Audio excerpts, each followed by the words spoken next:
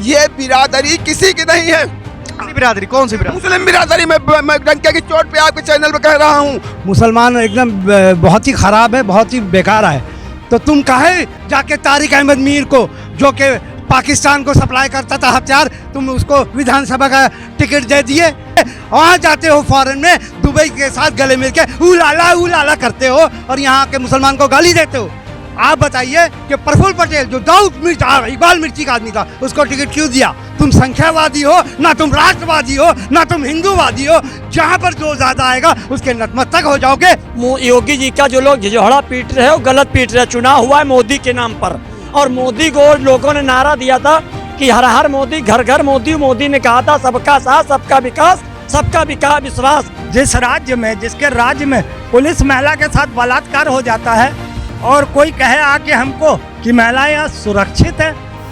जिस समय तक समाजवादी पार्टी की सरकार थी, उस समय तक वास्तविकता में बहू बेटियां घर से निकलने में डरती थी, दिन के उजाले में डरती थी, रात के अंधेरे की बात तो छोड़ दीजिए। उत्तर प्रदेश में 9 विधानसभा सीटों पर उपचुनाव हो रहा है, जिसको लेकर सभी पार्टियां अपनी अपनी तैयारियों में जुटी हुई हैं। आरोप प्रत्यारोप का खेल शुरू है। इसी में आज सूबे के मुख्यमंत्री योगी आदित्यनाथ ने अपने प्रचार प्रसार का आगाज किया और सबसे पहले वो मीरापुर विधानसभा सीट पर पहुंचे, जहां मुस्लिम और जाटों का समीकरण कभी काम आता है तो कभी दलित और जाटों का समीकरण काम आता है। लेकिन इस जनसभा को संबोधित करते हुए सीएम योगी आदित्यनाथ ने एक बड़ी बात कही कि जहां दिखे सपाई वहां बिटिया घबराई, और जहां दिखे सपा का झंडा वहां समझो बहुत बड़ा गुंडा। तो इसी पे आज हम चर्चा करेंगे और बहुत सारे लोग यहाँ पे मौजूद हैं। इस वक्त हम उत्तर प्रदेश की राजधानी लखनऊ में मौजूद हैं, इनसे बातचीत करेंगे और जानेंगे कि योगी आदित्यनाथ के बातों में कितना सच्चाई है। कैसे देखते हैं इस पूरे भाषण को, जिस प्रकार से योगी आदित्यनाथ ने कहा कि जहां दिखे सपाई वहां बिटिया घबरा गई और जहां दिखा सपा का झंडा वही गुंडा। तो कैसे देखते हैं इस पूरे मामले? सबसे बड़ा गुंडा तो योगी आदित्यनाथ है। पहली बात तो 35-40 केस थे इसके ऊपर, सारे इसने मुख्यमंत्री बनते ही वापस ले लिए अपने ऊपर से सारे केस। तो गुंडा दूसरे को गुंडा कह रहा है, ये थोड़ा मजाक नहीं लगेगा आपको? हास्यास्पद नहीं लगेगा?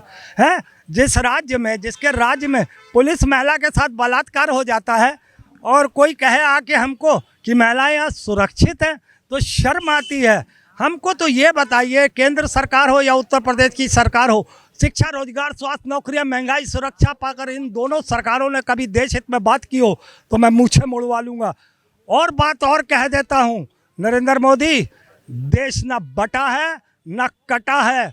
अगर बटा कटे की बात करोगे तो 1947 से आज तक ना हिंदू बटा है, ना मुसलमान बटा है, ना सिख बटा है, ना ईसाई बटा है।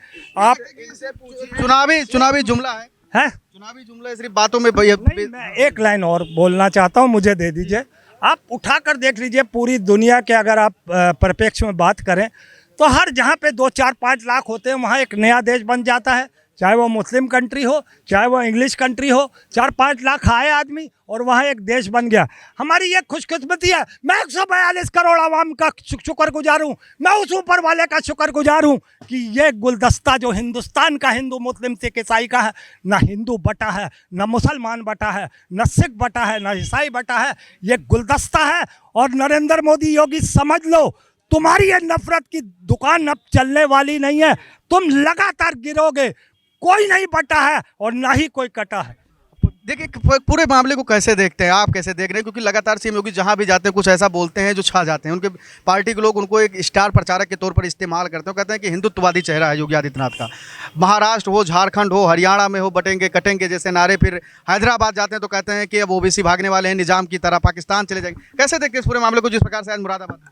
देखिए, योगी महाराज जी की सरकार है उत्तर प्रदेश में, शांति अमन की सरकार है। योगी महाराज जी जो बोलते हैं उसके पीछे कहीं ना कहीं कड़वी सच्चाई होती है। जिस समय तक समाजवादी पार्टी की सरकार थी, उस समय तक वास्तविकता में बहू बेटियां घर से निकलने में डरती थी, दिन के उजाले में डरती थी, रात के अंधेरे की बात तो छोड़ दीजिए। तो बाबा जी ने जो बोला है वो एकदम सही बोला है।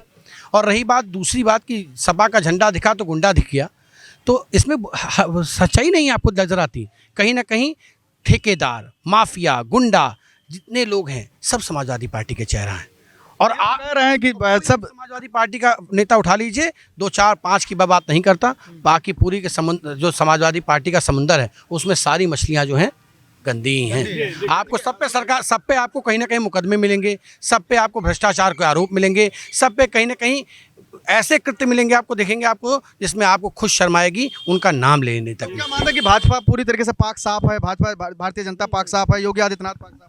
पाक साफ के हम प्रतिशत की बात करते हैं, हम प्रतिशत की बात करते हैं, क्योंकि हाँ निश्चित तौर पे ये बात जरूर है कि हमारी पार्टी में, भारतीय जनता पार्टी में कुछ लोगों को, जो कांग्रेस और समाजवादी पार्टी के विचारधारा के लोग थे, उनको हमारी पार्टी ने, उन्होंने कहा कि हम अब समाज के लिए अच्छा कार्य करना चाहते हैं, हमने जो बुरे कृत्य किया उसको छोड़ के समाज के लिए कुछ अच्छा करना चाहते हैं, तो हमने उनको एक अवसर दिया अपनी पार्टी में लाके, उन्होंने उनसे कार्य कराया। हाँ कुछ उसमें से ऐसे भी लोग हैं जो आदत बदलती नहीं, उन्होंने अपनी आदत बदली नहीं, वो गलत कृत्य कर रहे हैं, और जैसे ही हम उनको इस बात को पकड़ते हैं तो उनको पार्टी उसके खिलाफ एक्शन लेती है। इनसे भी बात कर लेते हैं। ये बताइए कि जैसे जिस प्रकार से भैया कह रहे हैं कि ये कह रहे हैं कि योगी आदित्यनाथ ने जो भी कहा वो एक पहले से चली आ रही चीज़ें हैं, दास्ता उसके पीछे दर्द छिपा, इसलिए कहा जा रही सी बात है। आप कैसे मानते हैं? आप कह रहे हैं कि समाजवादी पार्टी के जो लोग हैं सब गुंडे नहीं हैं, ये इनका आपका कहना है। वो कह रहे हैं कि भारतीय जनता पार्टी के भी कांस्टेबल की जिस प्रकार से रेप हुआ, कई महिला बेटियों के साथ इस तरीके से अनाचार हुआ, योगी सरकार है, क्या कुछ हो रहा है? ये या तो इन लोगों का पढ़े लिखे नहीं है या तो ऐसी बात करेंगे। रेप हुआ, अरे 22 करोड़ जनता, तू अपने घर को तो देख नहीं पा रहे हो, 4 लोगों को, समझ गए? और इनको ये नहीं दिखाई पड़ा 47 में पूरी ट्रेन कट के हिंदुओं से आई थे, ये अंधे थे, ये पढ़े नहीं इतिहास। 47 पूरी ट्रेन हिंदू कट करके आए थे पाकिस्तान से, तब ये कहाँ चला गया था इनका, समझ गए वो? और उसके बाद 90 में कश्मीर से 11 लाख हिंदू भगाए गए, तब इन लोगों का ज्ञान कहाँ चला गया था? भाईचारा आज ढूंढ रहे हो। पहले तो तुमने भाईचारा को काटा है, अब भाईचारा ढूंढ रहे हो। अभी वहाँ से इजराइल वहाँ को हो रही थी, जय फिलिस्तीन के नारे लग रहे थे, ये भाईचारा है? तुम हिंदुस्तान के रहते हिंदुस्तान का नारा लगाओगे, फिलिस्तीन का नारा लगाओगे? तुम्हारे अंदर सिर्फ यही एक भरा हुआ है, तुम लोगों ने सिर्फ, और ये किसी के नहीं है, ये बिरादरी किसी की नहीं है।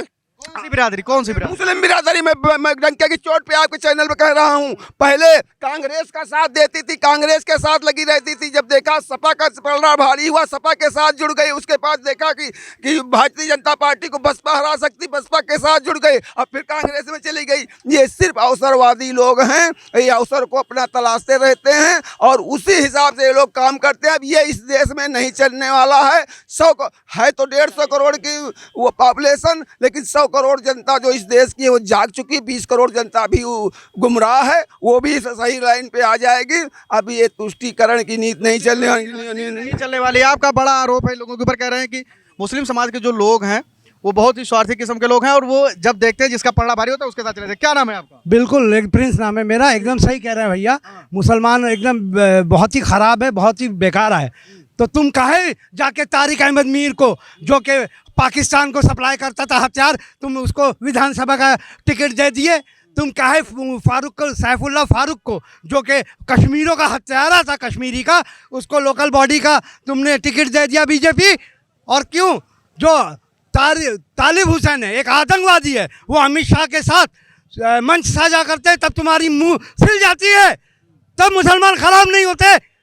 अब हमको ये बताओ कि नवाब को क्यों दिया तुमने टिकट, दाऊद का आदमी को क्यों दिया बीजेपी को?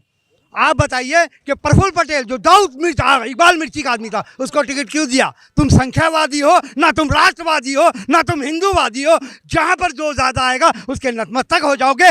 वहाँ जाते हो फॉरेन में, दुबई के साथ गले मिल के उलाला करते हो और यहाँ के मुसलमान को गाली देते हो। क्यों? क्योंकि तुमको टिकट चाहिए। वहाँ महाराष्ट्र में जाते हो और आप जाके मदरसे का 10,000 रुपये बढ़ा देते हो, 8,000 रुपये देते हो कश्मीर में जाके।